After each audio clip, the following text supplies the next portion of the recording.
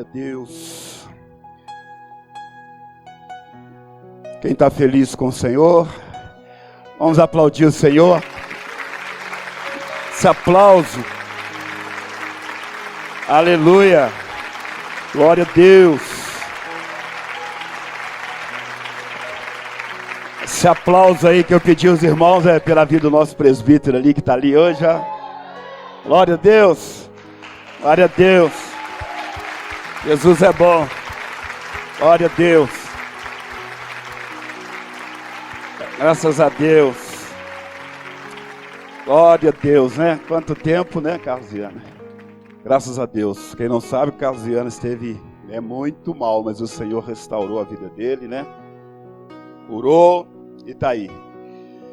Então o Senhor é digno de toda honra, glória, louvor pelo que Ele é. A Bíblia não diz que nós não iríamos passar dificuldades. A Bíblia diz, eu serei contigo, né? Amém? Glória a Deus. Abra aí a sua Bíblia no livro de Hebreus. De novo eu quero compartilhar aqui esse texto de Hebreus capítulo 12. É importante sempre estarmos voltando nesses textos. Hebreus capítulo 12.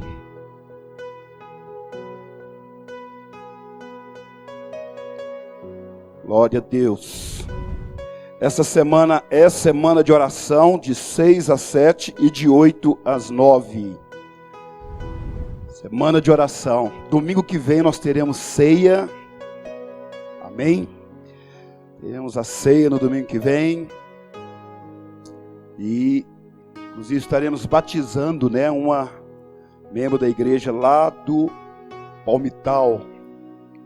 Então os irmãos do Palmital vão vir para cá domingo que vem no culto de manhã. E vamos ter o batismo também antes da ceia de uma irmã. Ok?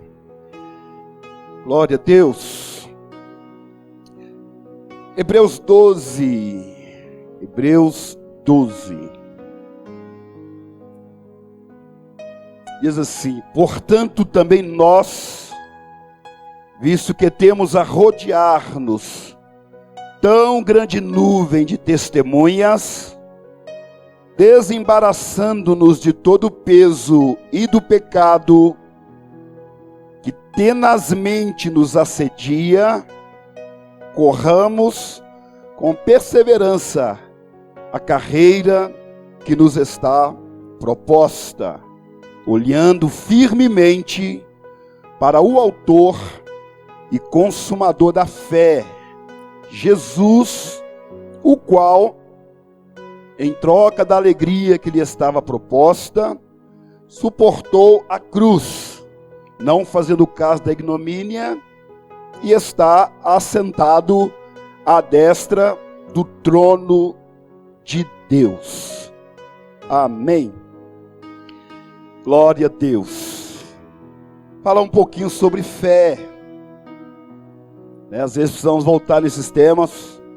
Falar sobre fé, sobre amor. Já fiz semana passada, deu uma palavra muito abençoada sobre perdão. São coisas que fazem parte da nossa vida, do nosso dia a dia. Amém? O capítulo da Bíblia, né, que fala sobre fé, nós sabemos que é Hebreus capítulo 11. Hebreus capítulo 11 começa dizendo que a fé é o firme fundamento das coisas que se esperam e a convicção daquilo que não se vê. É a fé. Por causa dela, os antigos alcançaram as promessas de Deus, né? E o livro de Hebreus capítulo 12 é um incentivo que o apóstolo, o escritor de Hebreus, ele traz para nós, para nos incentivar, nos encorajar, a nos deixar com vontade, né, de servir a Deus. Ele usa os irmãos do Antigo Testamento, né, os heróis da fé, ele usa eles, né, porque ele conclui dizendo assim, olha, Aqui é o ápice do capítulo 11, que diz assim: que mais direi? Certamente me faltará tempo necessário para referir o que há a respeito de Gideão, de Baraque, de Sansão, de Jefité, de Davi e de Samuel e dos profetas, dos quais por meio da fé subjugaram reinos, praticaram justiça, obtiveram promessas, fecharam a boca de leões, extinguiram a violência do fogo, escaparam ao fio da espada, da fraqueza tiraram força, fizeram-se poderosos em guerra, puseram em fuga exércitos estrangeiros, mulheres receberam pela ressurreição seus próprios filhos, os seus mortos, alguns foram torturados, outros não aceitando o seu resgate para obterem ressurreição. Então eles vão falando de tudo que esse povo do Antigo Testamento viveu, toda a dificuldade que eles passaram, todos os problemas que eles enfrentaram, e ele conclui dizendo: todos estes obtiveram testemunho por sua fé. Todos esses que obtiveram testemunho por sua fé, não obtiveram, contudo, a concretização da promessa. Ou seja, mesmo sem ter uma promessa concretizada para eles, mesmo eles não alcançando uma promessa concretizada, eles deram um bom testemunho, da sua fé. Eles permaneceram na fé. Agora, todos que obtiveram testemunho por sua fé, não obtiveram, contudo, a concretização da promessa, por haver Deus provido coisa superior a nosso respeito, para que eles, sem nós, não fossem aperfeiçoados. Todos os irmãos do Antigo Testamento, eles morreram na fé, tiveram um excelente testemunho de fé, mas não tiveram a concretização da promessa, para que eles, sem nós, não fossem aperfeiçoados, Então, se nós pudéssemos perguntar para Gideão, o que ele falaria? Permaneça na fé. Baraque, permaneça na fé. Sansão, permaneça na fé. Davi, permaneça na fé. O único testemunho que eles têm para nós é: não perca a sua fé, fique com ela, permaneça na fé, continue crendo, continue acreditando, continue perseverando. Todos eles diriam para nós isso. Nós temos uma nuvem de testemunha que vai dizer uma única coisa para nós: fique na fé. Aí quando você estiver sendo perseguido, fique na fé. E quando vier as ameaças, fique na fé. E quando vier os escândalos, fique na fé. Quando vier a enfermidade, fique na fé. Fique na fé. Aqui está dizendo que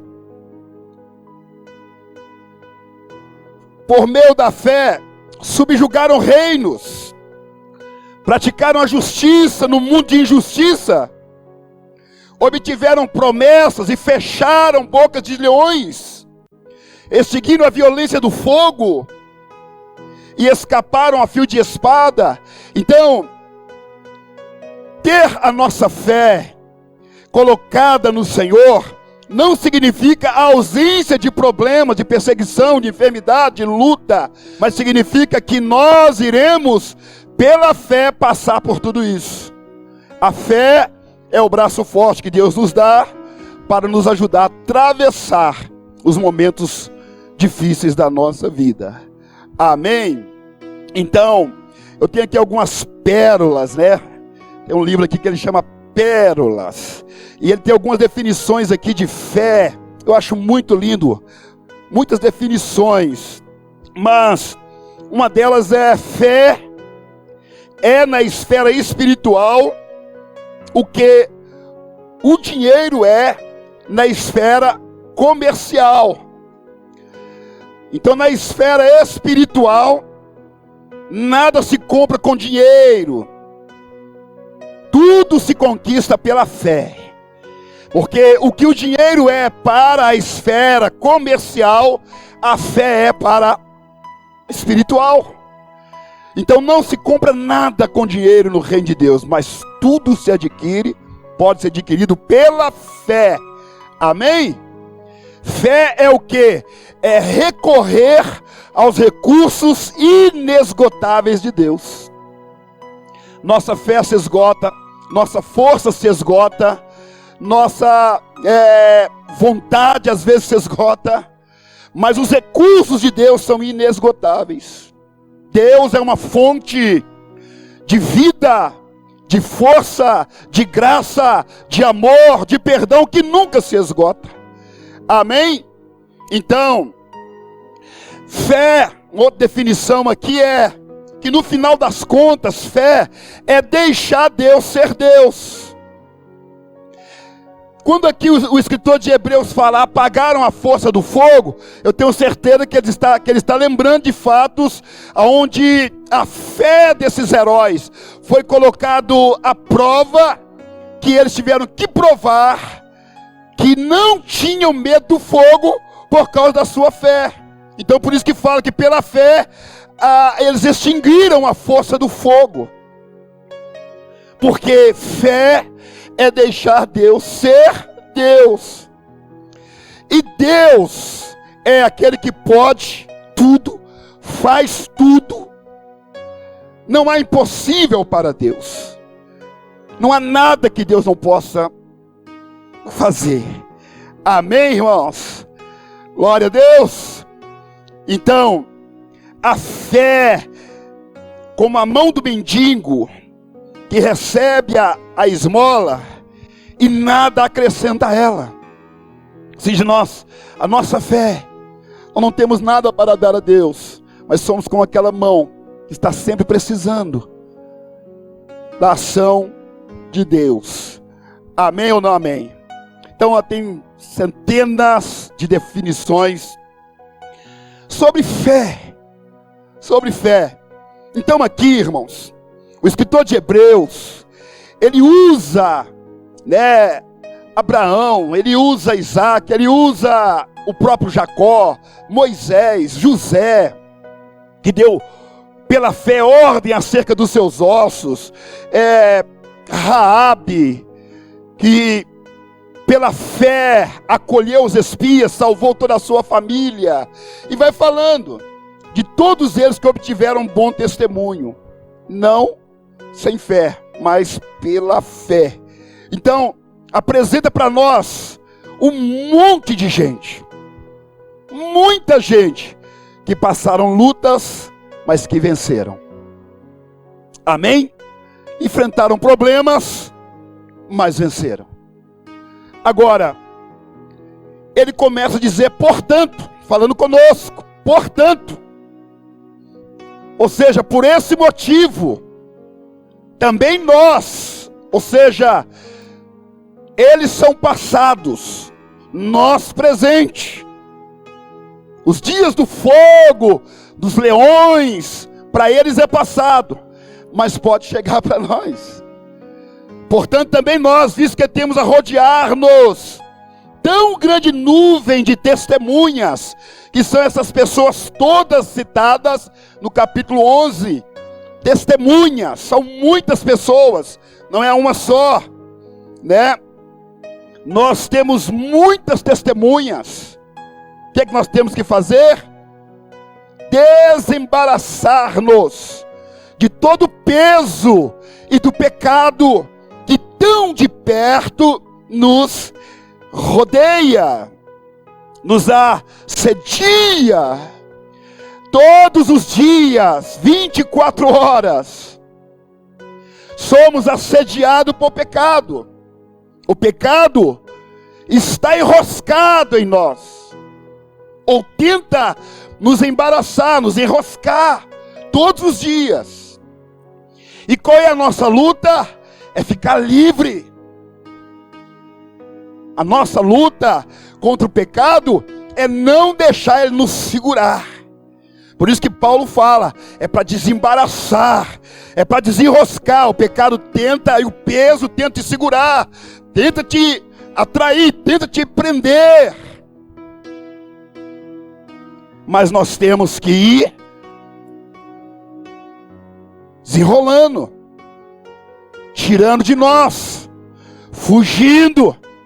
Porque quem ficar preso pelas garras do pecado, não sobreviverá, não conseguirá chegar ao final. Porque ele vai prendê-lo naquele ambiente de derrota, de fracasso, e a pessoa vai permanecer ali. Então a luta de todos os cristãos, é todos os dias lutar para não ficar preso pelo peso, né, que pesa, e do pecado que vive tenazmente, insistentemente, permanentemente assediando. É um assédio constante, é uma investida constante, são setas constantes, são coisas que vêm direto, toda hora, todo instante. Então ele está dizendo, nós temos a rodear-nos uma grande nuvem de testemunha. Então, não vamos deixar que nada embarace a nossa vida. Pecado não pode embaraçar a nossa vida, para que nós não percamos a nossa fé, a nossa salvação, a nossa vida eterna. Amém ou não amém? Então nós temos que correr para ficar livre. Então, pecado que tenazmente nos assedia. E ele usa a palavra corramos. Corramos, diga comigo, corramos. Corramos, lembra de José? Lembra de José quando tentaram enroscar ele pelo assédio, e ele deixou as roupas nas mãos da Potífera e fugiu. Então, corramos. Agora a palavra corramos dá uma ideia de que nós somos corredores. Só que não é uma corrida de 100 metros rasos. Porque a vida cristã, como eu já falei, alguém já disse também isso, ela é muito mais comparada a uma maratona do que 100 metros rasos. Nós podemos correr 100 metros rasos rapidamente, correr. Mas a vida cristã é uma maratona, ela é mais longa. Tem começo, meio e fim. No começo, nós estamos com a força toda. Vou chegar no final rapidamente. Vou ganhar a coroa, vou vencer essa corrida. Vou chegar na frente. Nós começamos a nossa fé assim. Aceitamos Jesus assim. É ou não é, irmãos? Nós iniciamos a carreira cristã assim. Só que no percurso surgem obstáculos. E os obstáculos surgem para nos fazer parar. Por isso que ele fala, corramos com perseverança. Não é correr de qualquer jeito, é correr com perseverança. Perseverar é quando vem uma dificuldade para fazer parar e você não para. Tem um problema e você avança. Com perseverança. A carreira que nos está proposta.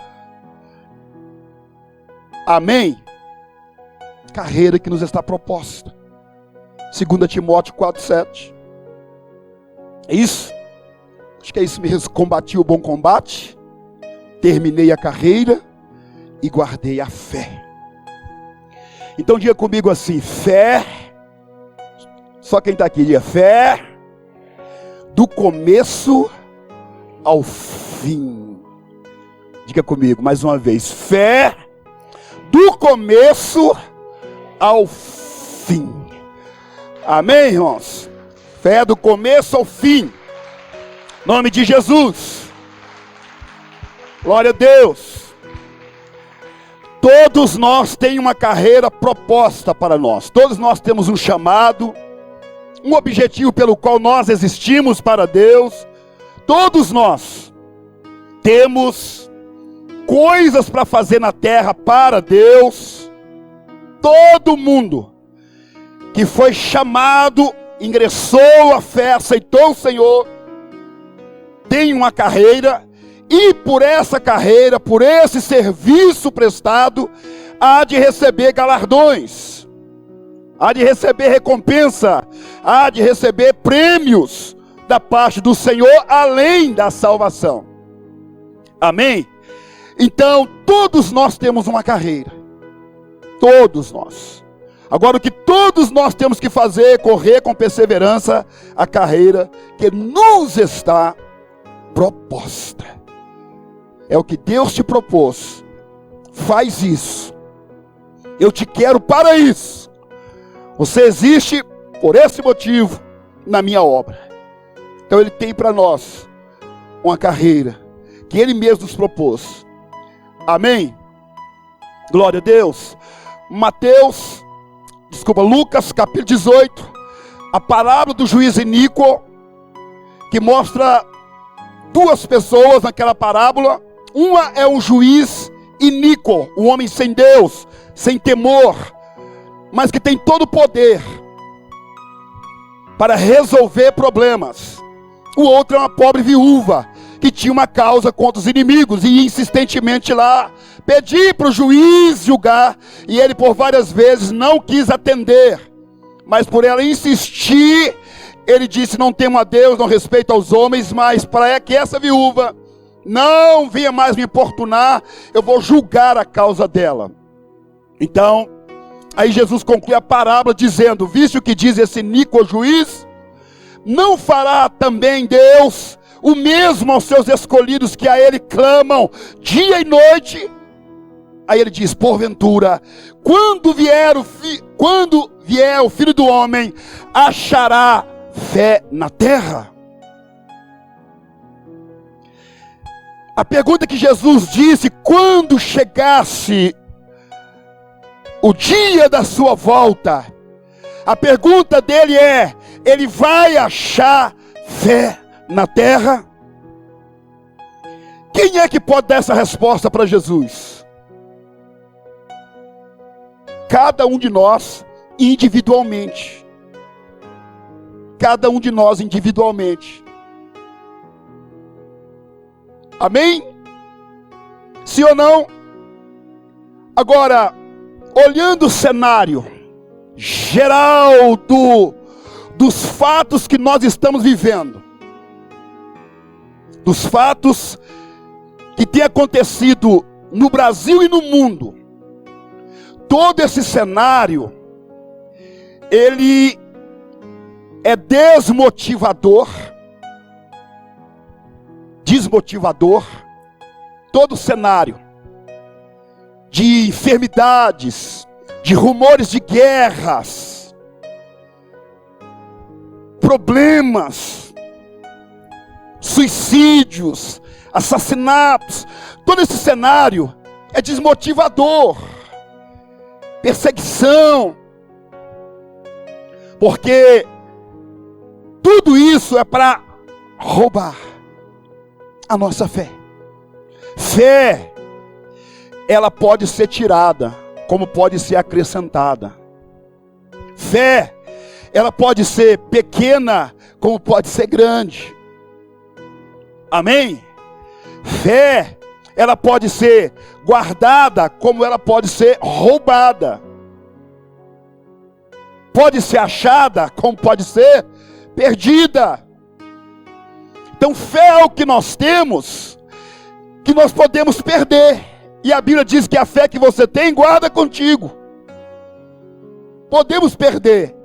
Agora, quando é que nós corremos o risco de perder a nossa fé? Quando nós não fazemos o que está escrito na sequência, no capítulo 12, no versículo 2. Porque aqui está dizendo carreira que está proposta, olhando firmemente para o autor e consumador da fé, Jesus. E deixa bem claro o nome. O autor e consumador da fé. Aí ele coloca Jesus. Jesus.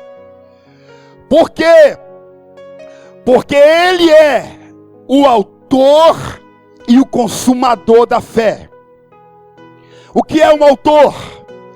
O autor é o que cria uma obra. O autor é o que dá início. O autor é aquele que começa. É o que faz primeiro, antes de todos. Ele é o autor. Ele é o criador da igreja. Ele é também o consumador. O que é o consumador? É aquele que termina. É aquele que não tem nada depois dele. Acabou. Aquele que acaba. Então ele é o começo e ele é o fim. Ele é o autor da nossa fé. Consumador da nossa fé. Nele a nossa fé começa e precisa terminar nele. Nele. Por quê? Porque eu posso começar a minha fé em Jesus, mas na caminhada tirar os olhos de Jesus e colocar a minha fé no problema. Então ele é o autor da minha fé, mas não se torna o consumador. Então fé é do começo ao fim. Você começou a caminhar porque confessou Jesus como Salvador. E deve permanecer caminhando porque Jesus é o seu Salvador. Amém? Agora, o que acontece quando nós tiramos os nossos olhos de Jesus? Ele não se torna o consumador da minha fé. Mas a minha fé, ela vai ser consumida. Existe uma diferença de consumar para consumir. E o que tem consumido a nossa fé? Essa semana, o problema grave aí do Brasil é o quê? Todo mundo falando Flor de Lis. Flor de Lis.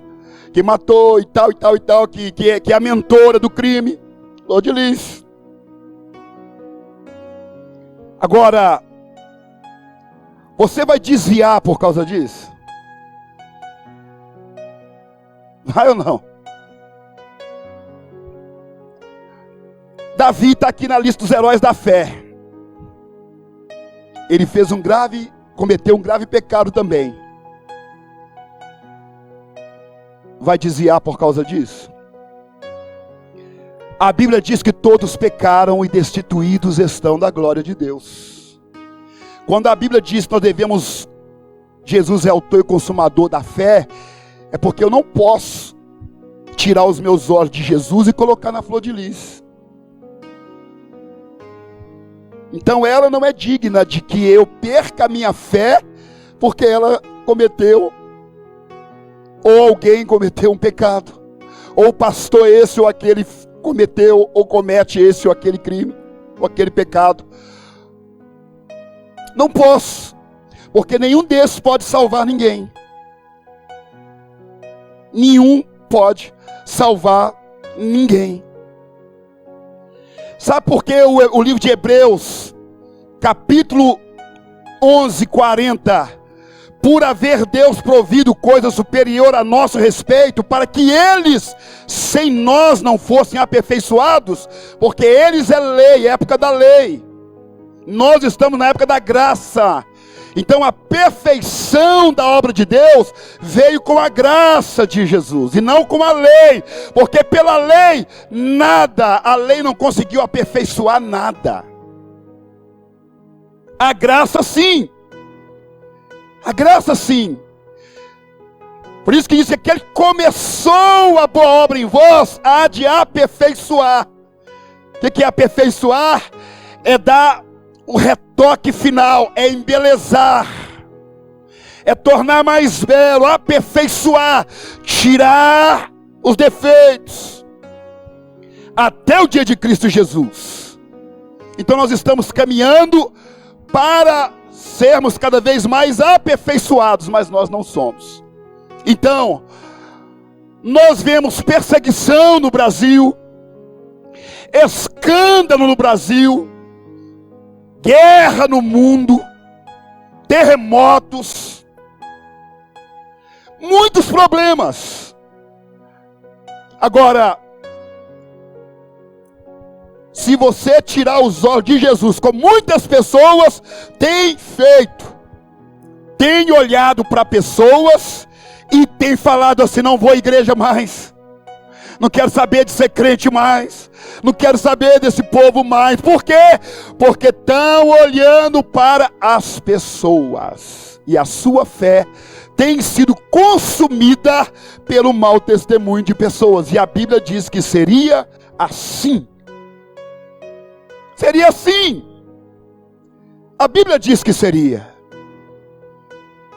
Porque Jesus disse que, e por se multiplicar a iniquidade, o amor de muitos esfriaria. Esse amor é o amor para com Deus. Você fala: mas como pode alguém dizer ser crente e cometer tal coisa desse jeito? Aí você fica pensando, inimigo captura a sua mente e fala: não tem como. Aí o seu amor por Deus esfria, pela obra esfria, porque está olhando para onde não deve olhar. Amém ou não? Então, olhando firmemente para o autor e consumador da fé. Ele está dizendo assim: olha, você começou olhando para Jesus, termine olhando para Ele. Termine olhando para Ele. Agora, como é que eu faço isso? Como é que eu sei que eu estou olhando firmemente para Jesus? Olhando para aquilo que Ele fez e para aquilo que Ele falou. Nós permanecemos olhando para Jesus quando nós continuamos fazendo o que Ele fez, crendo no que Ele falou, fazendo o que Ele falou. E fim de papo. Porque Jesus, Ele é o início e fim em qualquer assunto. O que Ele falou define. O que Ele diz, não importa quem diga outra coisa. Porque o que vale é o que cremos naquilo que Jesus falou. Amém? Então muitas pessoas também têm tirado os olhos de Jesus e olhado no que o pastor fulano falou. Fulano disse assim: ah, mas fulano é teólogo, é estudante, falou assim. Mas Jesus falou assim. Os apóstolos que foram inspirados pelo Espírito Santo concordam também com isso? Fala também o mesmo? Não. Então, se não, quem vai contra o que a Bíblia diz, está indo contra a palavra de Deus. Não importa quem tenha falado, pode ser PhD, pode ser teólogo, deuses.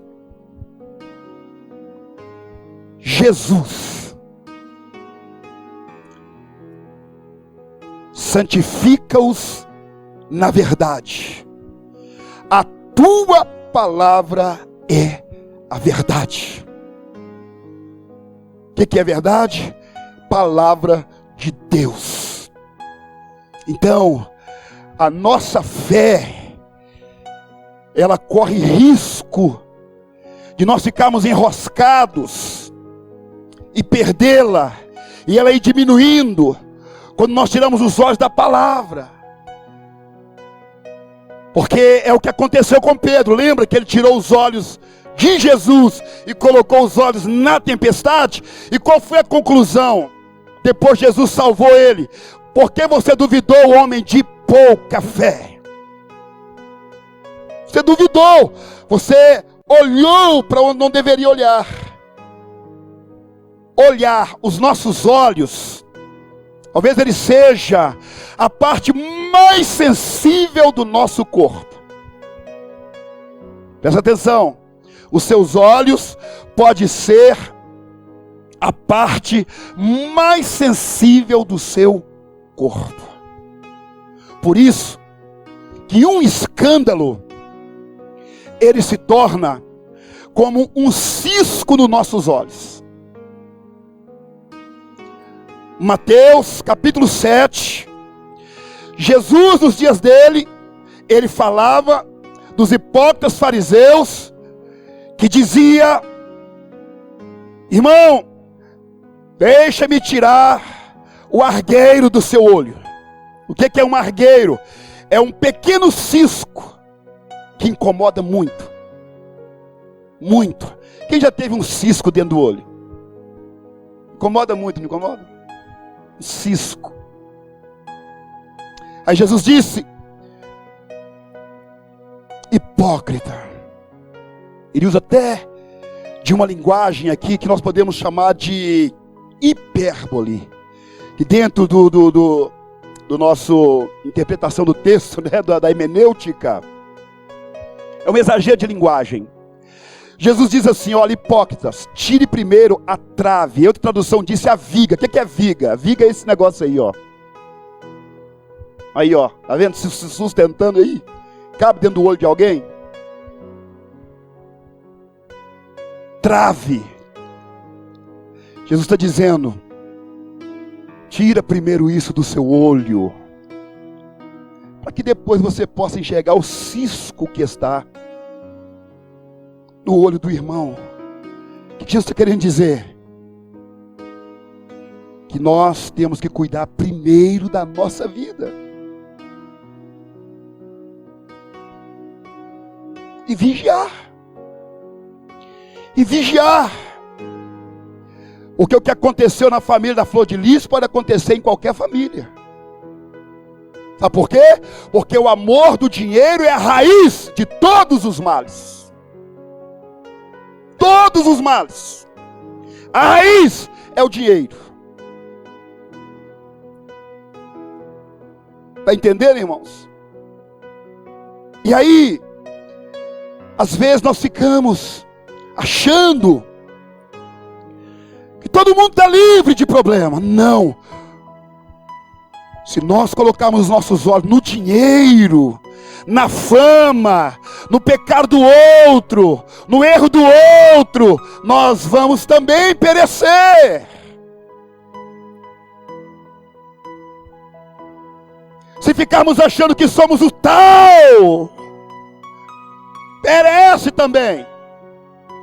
Então, irmãos, precisamos vigiar e não deixar que nada tome lugar no nosso coração, a não ser o Senhor.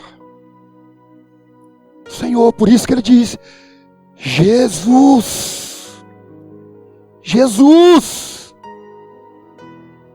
Jesus, autor e consumador da nossa fé. Tudo começa nele, tudo é por ele, para ele, todas as coisas. Amém? Deus te prospera. Continue olhando para Jesus. Está na necessidade, olhe para Jesus. Deus te abençoe, olhe para Jesus. O livro de Isaías, Jeremias, Lamentações de Jeremias, Ezequiel, Daniel já está no cativeiro, Oséias também, entra nessa lista Joel, Amós, Obadias, Jonas não, Miqueias, Sofonias, Ageu. Ageu, na verdade, é da restauração. Todos esses livros que eu estou citando aqui, irmãos, sabe o que esses livros dizem? Advertência de Deus antes do povo ser levado para o cativeiro. E alguns, como no caso de Ezequiel, no e antes. Mas tudo, sabe por quê? Porque Israel se tornou muito soberba. Muito soberba. Israel, Deus abençoou, Deus engrandeceu, Deus deu terras, Deus deu leite, terra que mana leite e mel, deu tudo. E ele engrandeceu. E quando ele engrandeceu, Israel e Judá, o que eles se tornaram? Eles começaram a adorar ídolos, queimar filhos no fogo, fazer alianças com as idolatrias daquela terra, e foi apartando o coração de Deus. E todos esses livros são profetas que se levantaram na época dos reis, profetizando, tentando trazer o povo de volta para Deus, porque havia uma iminente destruição que se levantaria, e era coisas terríveis. Quando você lê esses livros, você vê que é coisas terríveis que ia acontecer, e aconteceu. E aconteceu nos dias do rei Jeoiaquim, os últimos reis de Israel, que aconteceu, os reis de Judá, que o povo foi levado, que o povo foi destruído. E o próprio profeta diz: o meu povo está sendo destruído, porque está faltando para eles o conhecimento. Destruído porque falta conhecimento. Amém? Então, irmãos, Jesus, nós temos que permanecer com Ele todos os dias. Você entristece, mas a tristeza não pode roubar a sua fé. Se o irmão escandalizou você, ou você escandalizou alguém, isso não pode roubar a sua fé. Olhando ao autor e consumador da fé, que é Jesus. Agora, o texto diz: o qual,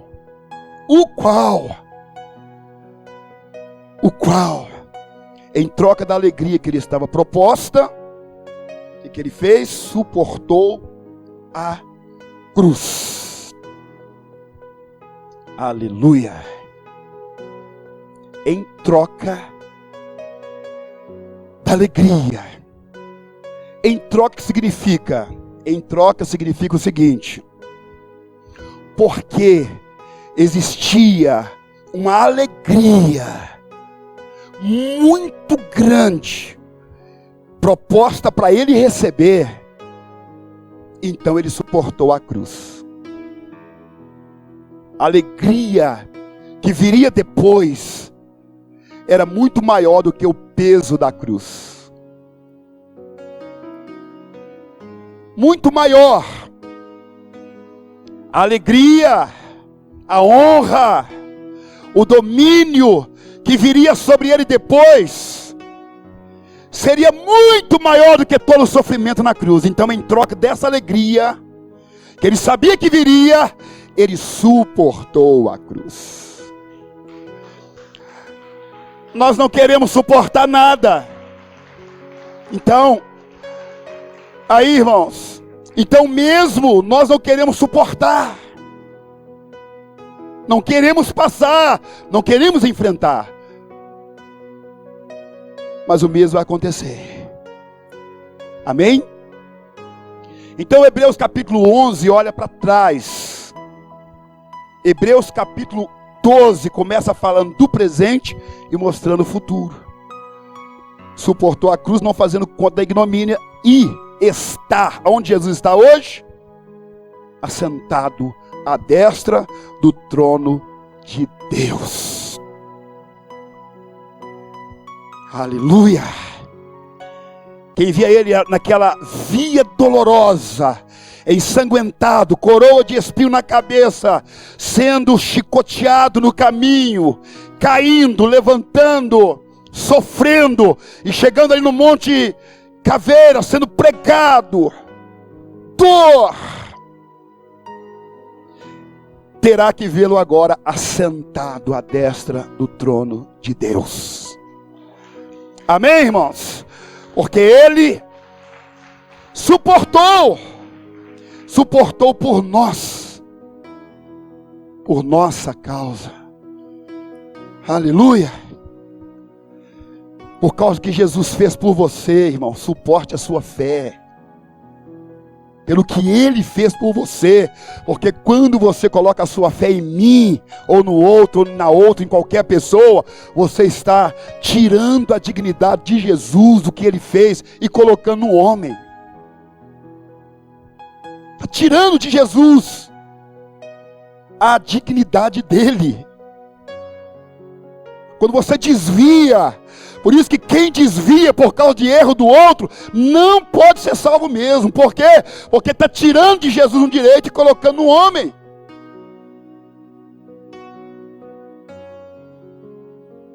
Por isso que Jesus, ele usa o exagero de linguagem, quando ele fala ali, hipócritas. Vocês enxergam cisco, mas tem uma trave no seu olho. Por isso, irmãos, não é que nós não devemos levantar contra o erro. Não é. Porque o próprio Jesus disse, não dê vossas pérolas aos porcos. Se o teu irmão pecar, vai até ele. Se ele te ouvir, você ganhou o seu irmão. Se ele não te ouvir, chama mais uma pessoa e vai ter com ele, porque o testemunho de duas pessoas firma qualquer coisa aí que vocês firmarem. Se não ouvirem os dois, traz o consentimento da igreja. Se não ouvir a igreja, considere o tal como gentio e publicano. É isso que Jesus ensina. Então, não é que a igreja não deve lutar contra o erro. Sim.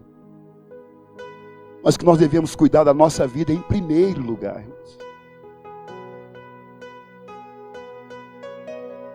Em primeiro lugar. Se Jesus voltar hoje, ele vai achar fé na terra? Quem pode dar essa resposta? Eu. Você. Nós podemos dar essa resposta para Jesus. Se ele voltar hoje, ele vai achar fé na terra? Eu é que sei como que está a minha vida com Deus. Você que sabe como que está a sua. Nós ajudamos uns aos outros, mas nós devemos permanecer firmes. Sabe por quê? Pecado é algo que fica tentando enroscar mesmo. Então foge.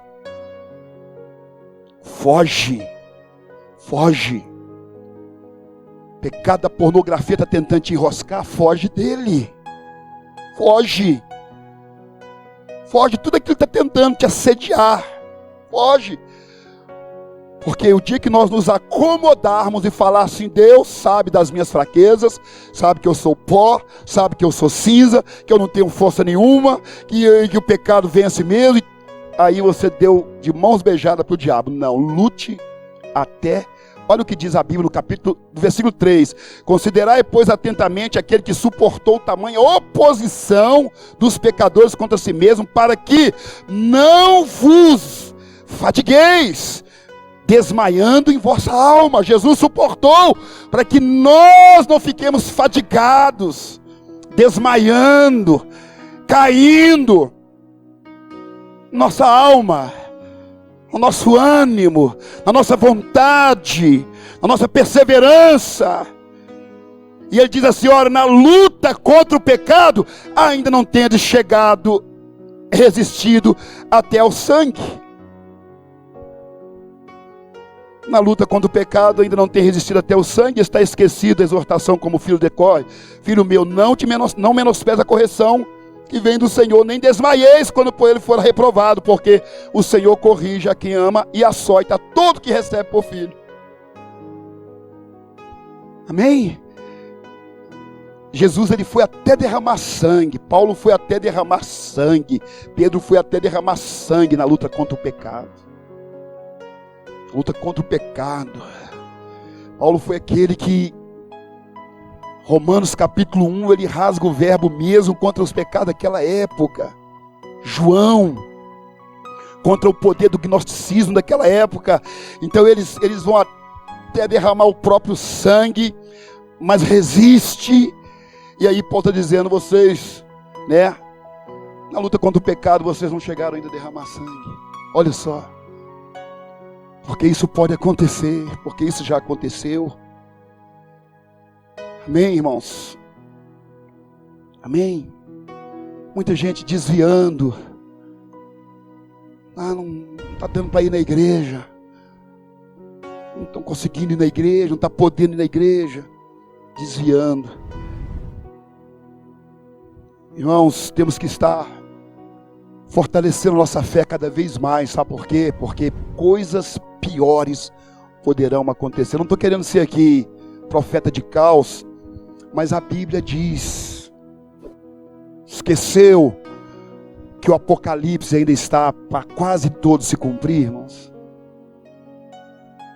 Quase todo o Apocalipse ainda está por se cumprir.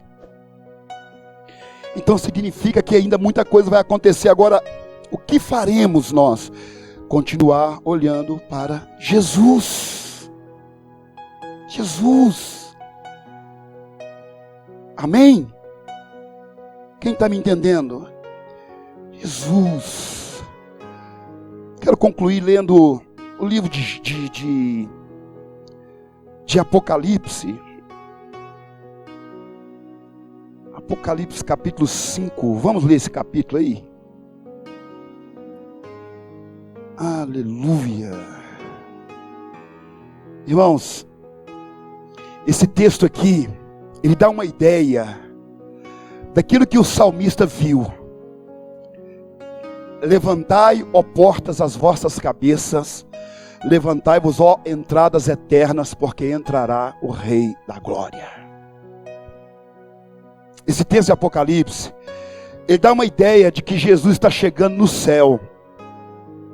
Porque quando nós lemos Hebreus capítulo 12, fala que ele está assentado à destra do trono de Deus. Mas quando ele chega no céu, ele chega para ser coroado. Ele chega para ser coroado. Então a primeira visão não é assentado, mas é de pé diante do trono. Por isso, diz assim: vi na mão direita daquele que estava sentado no trono, isso é, Deus, o Pai, um livro escrito por dentro e por fora, de todo selado, com 7 selos. Vi também um anjo forte, amém? Tem anjo forte no céu, que proclamava com grande voz: quem é digno de abrir o livro e de desatar os selos? Ora, nem no céu, nem sobre a terra, nem debaixo da terra, ninguém podia abrir o livro, nem mesmo olhar para ele. E eu chorava muito, porque ninguém foi achado digno de abrir o livro, nem mesmo olhar para ele.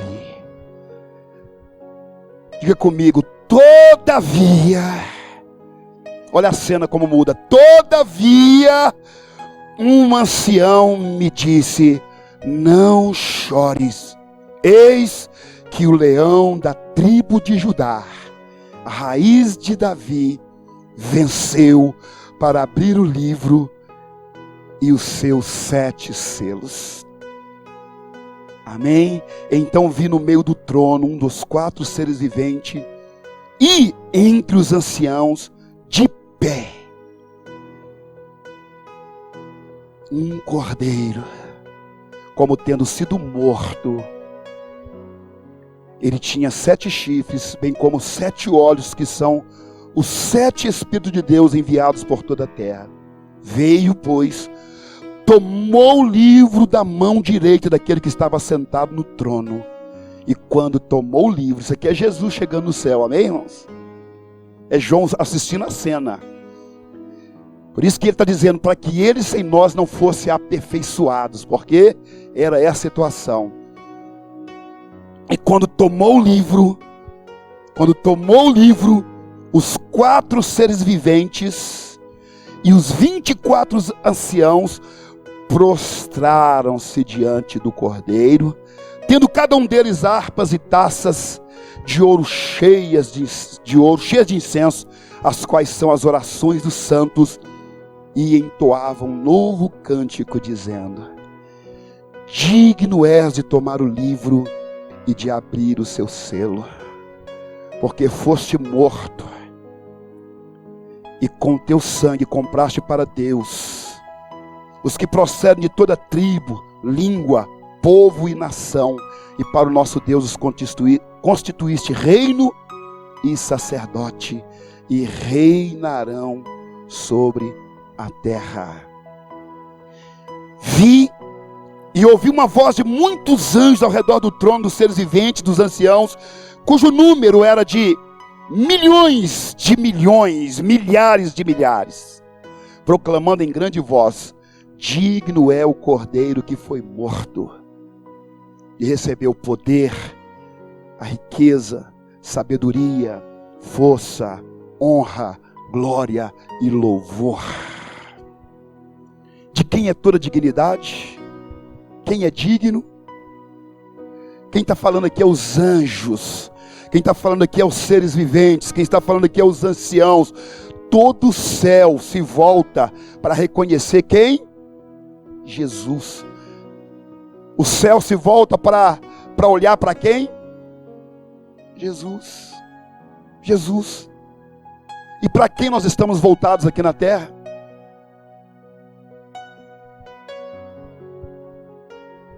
Amém? Para quem nós estamos voltados? O céu se prostra diante dele. Sabe por quê?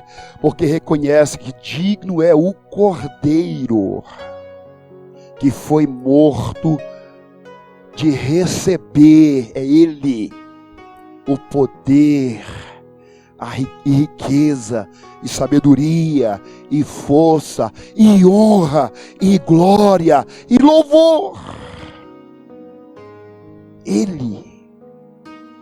Então ouvi que toda criatura que há no céu e sobre a terra, debaixo da terra, toda criatura, diga comigo, toda criatura que há no céu, na terra, sobre a terra e debaixo da terra, sobre o mar e tudo que nele está, dizendo: aquele que está sentado no trono e ao Cordeiro seja o louvor, a honra, a glória e o domínio pelos séculos dos séculos. A ele. Aleluia. Glória a Deus. Glória a Deus. E os 4 seres viventes respondiam o quê? Amém. Quer dizer, assim seja. Também os 24 anciãos prostraram e adoraram. Aqui é o início. Sem isso aqui, nada feito. Porque agora ele vai desatar os selos. Agora ele vai quebrar os selos. Ele vai revelar os mistérios. E aqui vai começar o Cordeiro falando muita coisa. Por isso, irmãos, Jesus, quando ele chegou no céu, por isso que o salmista disse: levantai, ó porta, as vossas cabeças, levantai, ó portais eterno, porque entrará o Rei da Glória. Quem é esse Rei da Glória? O Senhor dos Exércitos, Senhor poderoso nas batalhas, ele é o Rei da Glória. Levantai, ó portas, vossas cabeças, levantai entradas eternas, porque entrará o Rei da Glória. Então, o ancião fala com João assim: o leão da tribo de Judá, a raiz de Jessé, geração de Davi, venceu. O ancião fala com João. João levanta para olhar esse leão. Quando ele olha no meio, ele vê um cordeiro, tão simples, tão humilde, mas que de repente o céu todos começa a se dobrar diante dele. E lhe deu um nome que está acima de todo nome, para que ao nome de Jesus se dobre todos os joelhos que estão nos céus, na terra e debaixo da terra, e toda língua confesse que Jesus Cristo é o Senhor. Senhor, Ele é o Senhor. Por isso, Ele é digno de nós deixarmos o pecado. Está aqui na igreja, está adorando. O diabo quer roubar a sua fé.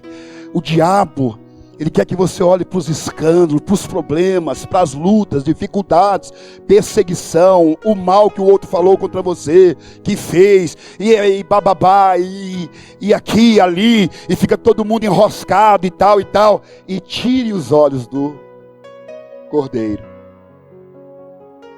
Tire os olhos. E o que tem de desengrejados, não vou na igreja, quero mais saber de igreja. Mas o que a Bíblia diz em relação à igreja? Não deixemos de congregar, como é costumes de algum, ainda mais quando vedes que se aproxima aquele dia. Não deixar de congregar. Não deixar. É o que a Bíblia, então nós temos que escolher com quem ficar. Amém? Aleluia. Então, irmãos, por isso que, olha, há uma grande nuvem de testemunha. Jesus que aperfeiçoa a nós, pela sua graça aperfeiçoou eles também, eles morreram na promessa. O Antigo Testamento esperava a vinda do Messias. Nós esperamos a volta de Jesus. A vinda. Eles esperavam a vinda. Nós esperamos a segunda vinda. Amém? Para eles ele não veio. Para nós ele já veio e ainda vai voltar. Nós estamos aqui já em algo mais aperfeiçoado do que eles. Eles morreram na graça. Aliás, eles morreram na lei, nós morremos na graça. Aleluia. Morremos assim, né? Se Jesus não voltar antes. Mas quem morre agora morre na graça. Eles morrem na esperança. Nós morremos na certeza da vitória. Aleluia. Sabe por quê? Porque Jesus suportou. Ele suportou. Coloca de pé. Aleluia. Deixa Deus ser Deus na sua vida. Deixa Jesus ser digno na sua vida. Deixa Ele receber a honra, a glória, o louvor, a desonra. Não lance nas costas dele. O escândalo, não diga que é culpa do Senhor. Ah, Deus quis assim. Pior armadilha do diabo é essa, porque o diabo veio matar, roubar e destruir. Eu vim para que tenham vida e a tenham em abundância. Vida com abundância. É isso que Jesus tem. Então, não vamos lançar desonra, não vamos lançar desprezo, não vamos lançar nada nas costas do Senhor. Carregue a sua cruz. Carregue a sua cruz. Se alguém quer vir após mim, nega a si mesmo. Toma a sua cruz e siga-me. Aleluia. Para de olhar e ficar no caminho. Se você puder orar, ore. Ore. Ore. Ore para que Deus livre o Brasil de escândalo. Ore para que Deus livre a sua casa de escândalo. Ora para que Deus livre o pastor de escândalo. Ore. Ore. Para que permaneçamos todos olhando para Jesus. Ore. Ore pelo presidente, pelo Brasil. Semana nós vamos orar pelo nosso país mais uma vez esse ano todo. Mesmo com pandemia, nós estamos aí mantendo o propósito da semana de oração. Continuar orando pelo Brasil, orando pelas famílias, porque o Senhor virá. Quando Ele vier, Ele vai achar fé na terra, porque o vencedor herdará essas coisas, porque eu serei o seu Deus e Ele será o meu filho.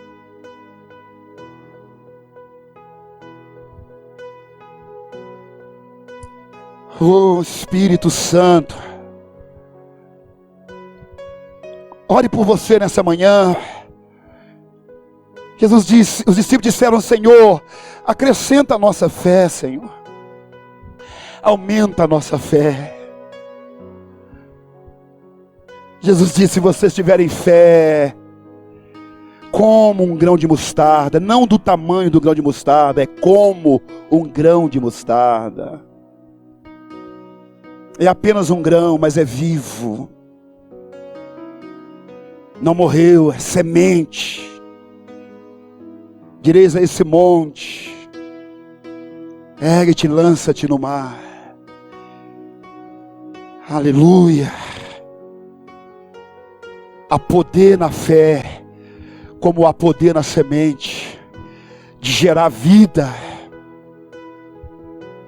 de gerar frutos.